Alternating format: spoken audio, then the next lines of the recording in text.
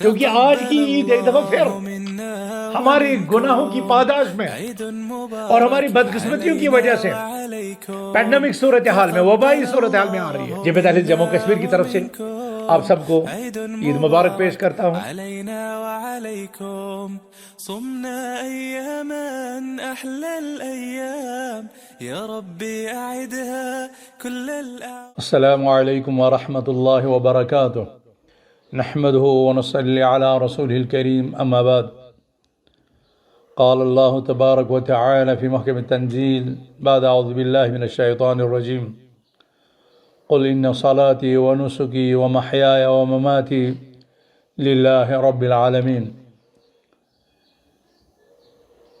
وقال عز من قائل: فصل لربك وانحر۔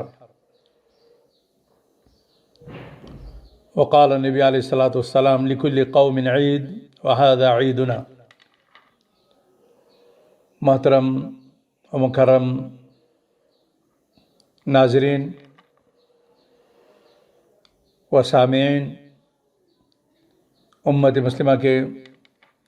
غیور فرزندوں، خواتین اسلام، عید الاضحیٰ المبارک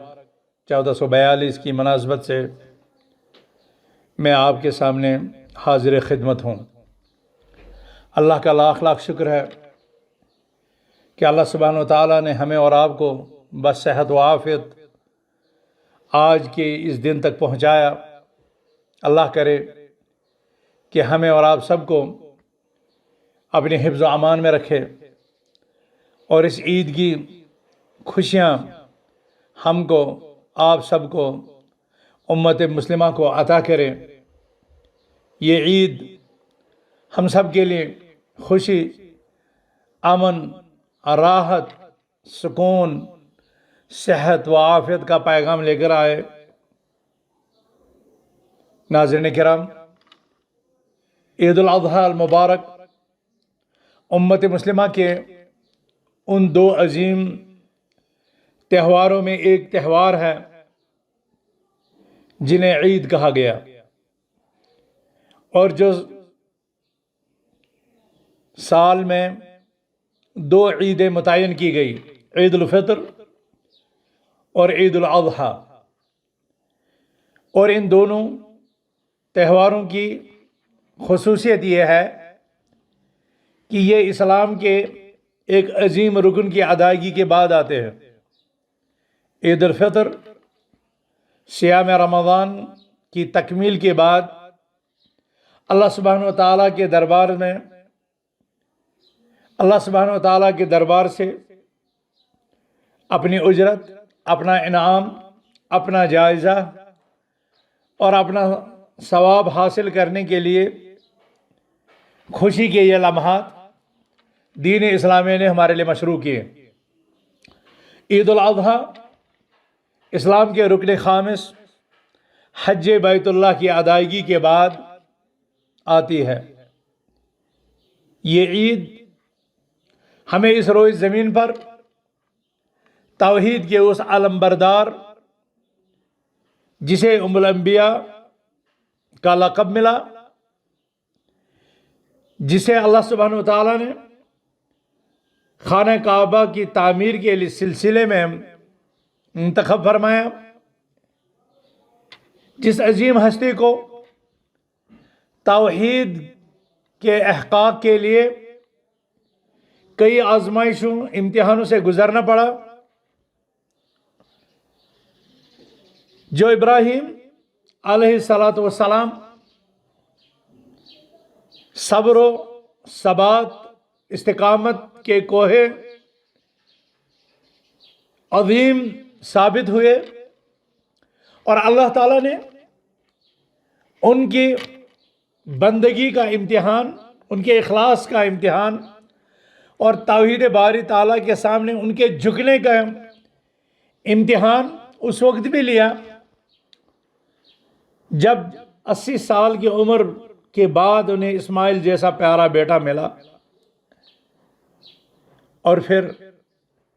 جب ایک باپ کو اس عمر میں اولاد نرینہ ملے تو وہ اولاد کیسے اس کی آنکھوں کا تارا بنتا ہے، کیسے اس کے مستقبل کا سہارا بنتا ہے، اور کیسے کوئی بھی والد اپنے اس طرح کی اولاد سے کیا کیا امیدیں اور کیا کیا توقعات وابستہ کر لیتا ہے۔ لیکن ایسے میں بھی ابراہیم علیہ السلام کو ایک عظیم امتحان سے گزرنا پڑا، اور خواب میں انہیں دکھلایا گیا کہ ابراہیم اپنے بیٹے اسماعیل کو ذبح کر۔ عجیب امتحان ہے، عجیب معاملہ ہے، لیکن چونکہ انبیاء کرام کا خواب بھی ان کے لیے وحی کا مقام رکھتا ہے، اس لیے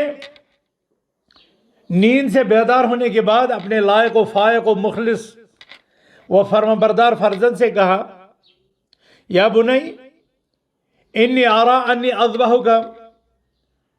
فی المنام فانظر ما ترى، اے میرے بیٹے، میں نے دیکھا خواب میں کہ میں تجھے ذبح کر رہا ہوں، اب تو اپنی رائے بتا۔ قال یا ابت افعل ما تؤمر ستجدنی ان شاء اللہ من الصابرین۔ اس فرزند توحید نے کہا، اے میرے ابا، آپ کر گزریے وہ چیز جس کا آپ کو حکم دیا گیا ہے، مجھے آپ صبر کرنے والوں میں سے پاؤ گے۔ سبحان اللہ، چشم فلک نے اس عظیم باپ کو دیکھا، چشم فلک نے اس عظیم فرزند کے آداب فرزندگی دیکھے، اخلاص اور قربانی کی لازوال داستان مرقم ہوتے ہوئے دیکھی۔ ایک طرف اپنے پیارے بچے کی قربانی، اور دوسری طرف سے وہ بچہ اپنی جہاں کی بازی اللہ سبحانہ و تعالیٰ کی رضا جوئی کے لیے لگانے کے لیے تیار ہوئی۔ ابراہیم علیہ السلام چھری لے کر کے نکلے، حضرت اسماعیل علیہ السلام گردن لے کر کے حاضر ہو گئے، لیکن پھر اللہ سبحانہ و تعالیٰ کے دربار میں اس سے پہلے کہ اسماعیل علیہ السلام کا خون گرتا، اس جذبے نے اللہ سبحانہ و تعالیٰ کے دربار میں قبولیت کا مرحلہ حاصل کر لیا، اور ابراہیم علیہ السلام اپنے امتحان میں پاس ہو گئے، اور اللہ کے دربار میں اس کے اس امتحان کو قبول کر لیا گیا۔ چنانچہ بطور فدیہ جنت کا مینڈا اسماعیل علیہ السلام کے بدلے قربان کرنے کا حکم ہوا، وَفَدَيْنَاهُ بِذِبْحٍ عَظِيمٍ۔ اللہ سبحانہ و تعالیٰ فرماتے ہیں، اور ہم نے اس کا فدیہ دیا ایک ذبح عظیم سے، جنت کے دمبے سے، جنت کے مہنڈے سے۔ اور پھر ایک ایسی سنت اس روئے زمین پر عمل آئی گئی جس کے متعلق مولا عز و جل نے کہا، وَتَرَكْنَا عَلَيْهِ فِي الْآخِرِينَ، آنے والے لوگوں کے لیے بھی ہم نے اس کو بطور یادگار، بطور سنت چھوڑا، جیسا کہ ہمارے پیارے نبی محمد رسول اللہ صلی اللہ علیہ وسلم نے فرمایا، سنت ابیکم ابراہیم، یہ تمہارے باپ حضرت ابراہیم علیہ السلام کی سنت ہے۔ مسلمانوں، توحید کا عظیم امام حضرت ابراہیم علیہ السلام اپنے امتحان میں رب کے دربار میں سر تسلیم خم کرتے ہوئے اور اپنے عظیم بچے کی قربانی دیتے ہوئے سرخ رو ہوا، اور یہ عظیم فرزند بھی اپنے والد کے حکم کی تعمیل اور رب کے حکم کی تعمیل میں سر تسلیم و رضا ہوا، اور اللہ کو یہ یادگار، یہ عمل اتنی پسند آئی کہ قیامت کے آنے تک پورے روئے زمین کے مسلمان ان کے لیے اس قربانی کو سنت قرار دیا گیا۔ اور آج ہم اسی دن میں ہیں۔ خوش نصیب ہیں ہم، خوش نصیب ہیں آپ لوگ جنہیں اللہ تعالیٰ نے ابراہیم علیہ السلام کی ملت اور رسول اللہ صلی اللہ علیہ وسلم کی سنت اور ان کی دعوت کو تسلیم کرتے ہوئے آج یہ خوشیوں کا عظیم تہوار عید الاضحیٰ کی شکل میں ہمیں عطا کیا۔ ہم سے نہ آج ہماری جان مانگی جا رہی ہے، ہم سے نہ آج اپنے جوان بیٹے کی قربانی مانگی جا رہی ہے، ہم سے توحید کے تقاضے یہ ہیں، من کان عنده السعة فلم يضحي فلا يقربن مصلانا، जिसे इस कुर्बानी की वुसअत हो और फिर वो कुर्बानी न करे, वो हमारे ईदगाह में न आए, करीब न फटके। और फरमाया कि अला कुल्ली अहले बैत मिनल मुस्लिमीन उज़हिया, मुसलमानों के हर घर पर एक कुर्बानी फ़र्ज़ की गई है, एक कुर्बानी मुतय्यन की गई है, एक कुर्बानी मशरू की गई है। आज आप लोग अपने घरों में अपने पूरे कुंबे की तरफ से, अपने घराने की तरफ से, अपने फैमिली मेम्बरान की तरफ से एक जानवर की कुर्बानी दे रहे हैं, और ये सब की तरफ किफ़ायत कर रही है। हमारे हुज्जाज कराम इस वक्त मिना की वादियों में जानवरों की कुर्बानियाँ पेश कर रहे हैं, लेकिन जो कुर्बानी वो दे रहे हैं उसे हदी कहा जाता है, और जो कुर्बानी आप अपने घरों में हज के बगैर पेश कर रहे हैं इसे उज़हिया कहा जाता है। उस कुर्बानी और इस कुर्बानी में ये फ़र्क है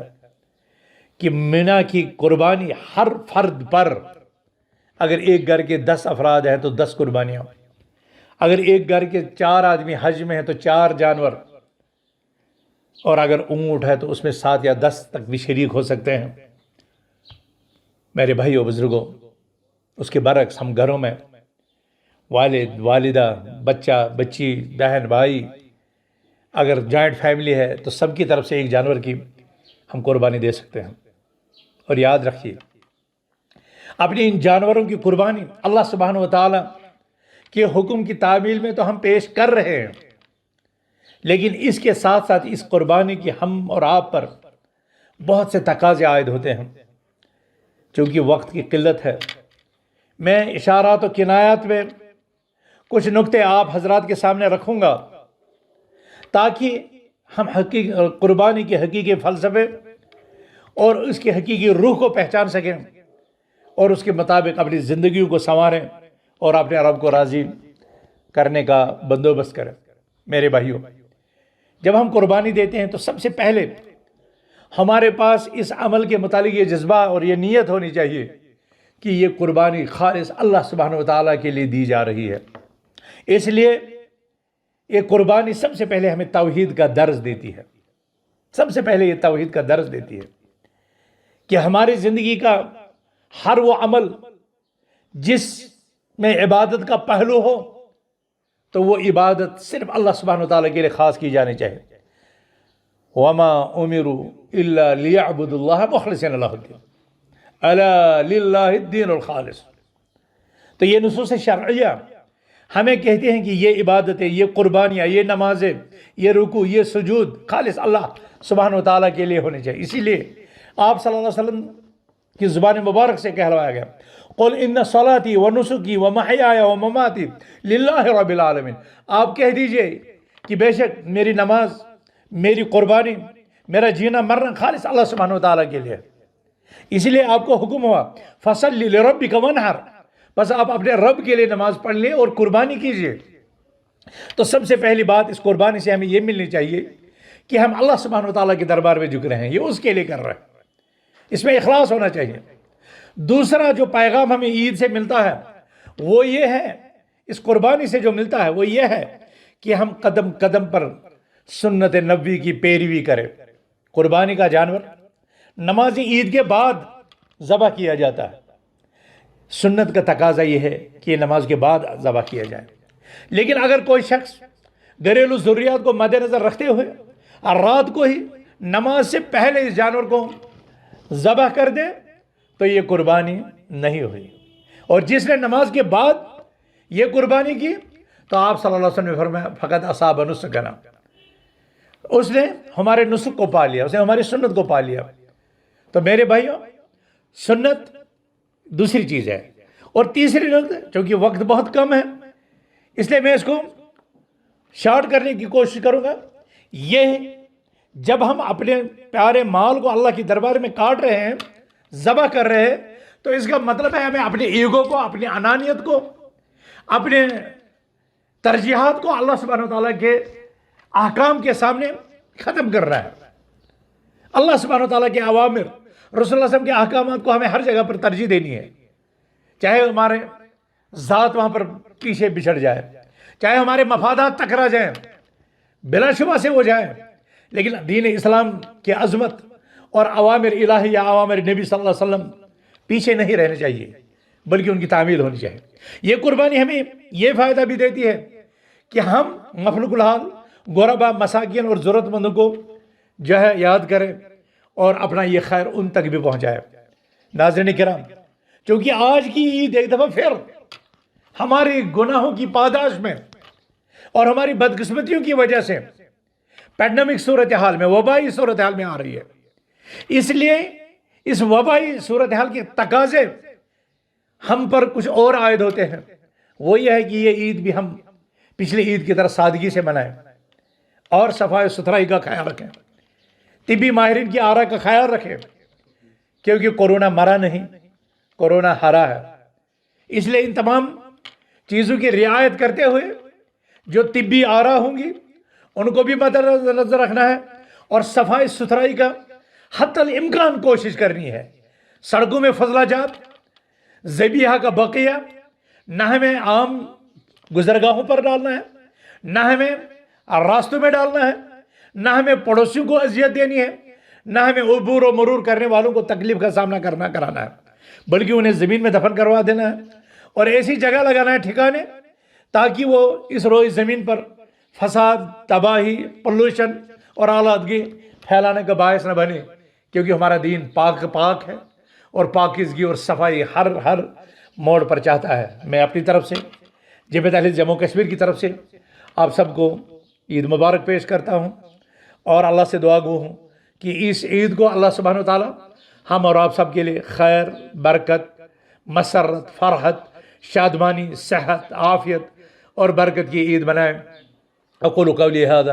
واستغفر الله لي ولكم ولسائر المؤمنين انه تعالى جواد كريم ملك بر رب رؤوف رحيم، والسلام علیکم ورحمۃ اللہ وبرکاتہ۔